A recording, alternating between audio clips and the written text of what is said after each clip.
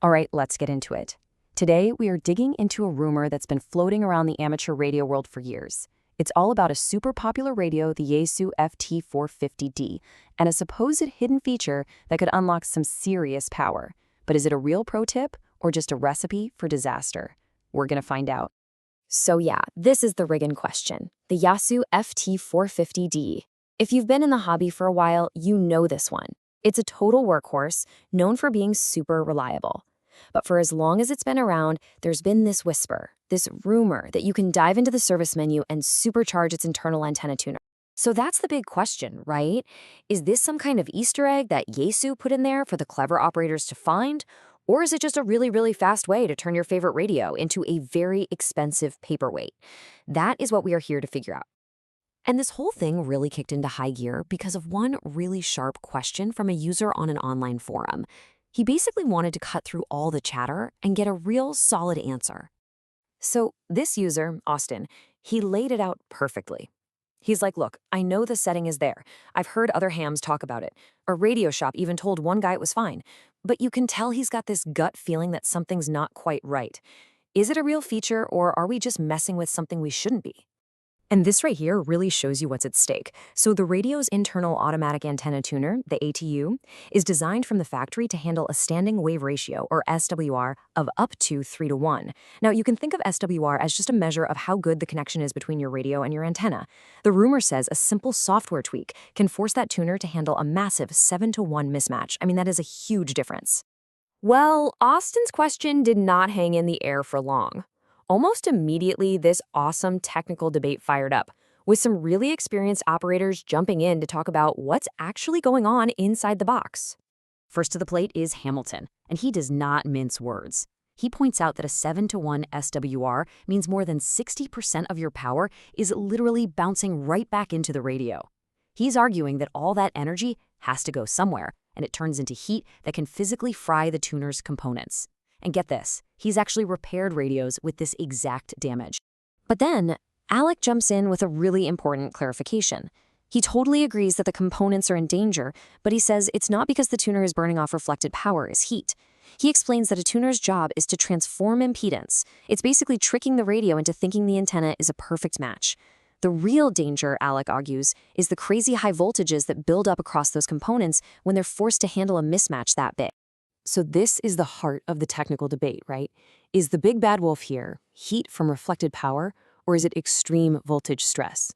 And what's so interesting is that while these experts disagree on the exact physics, they land on the exact same conclusion. This is a bad idea, and it puts your gear at serious risk. Okay, so to really get a grip on that risk, you have to understand what the tuner is actually doing. See, it doesn't fix your antenna problem, not at all.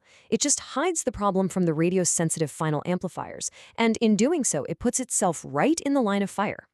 And Hamilton laid out this really simple test to prove it. The internal tuner does its job and makes the radio's transmitter happy. Look, it sees a perfect 1:1 SWR. But that external meter tells the real story. The dangerous 4:1 mismatch between the tuner and the antenna is still there. All of that stress is now being put squarely on the tuner itself. And here they are. This is the actual circuit board for the ATU 450. Those little inductors, capacitors, and relays, those are the components that have to deal with those crazy high voltages Alec was talking about. Yaesu's engineers picked parts that were rated to handle a 3:1 SWR. Pushing them to 7:1, you're just asking for a bad time. So, seeing this whole debate play out, Austin, our original poster, jumps back in and asks the million-dollar question. He cuts right through all the theory and asks, did the people who made this thing put this setting here for us to use, or is it a tool for the factory that we amateurs are not supposed to be touching? So, with that really crucial question now on the table, the community started to build on everything and really zeroed in on a final answer. And here comes Don Smith with maybe the most direct answer yet. He just says, flat out, no, it is not an option. He confirms that the 3:1 limit isn't just some random number in the software, it's a hard limit based on the actual physical parts, the capacitors and inductors that are soldered onto that circuit board. And then Larry Thompson just seals the deal with this absolutely perfect analogy. Yeah, sure, you can redline your car's engine, but should you? You know, if you do it all the time, something expensive is going to break.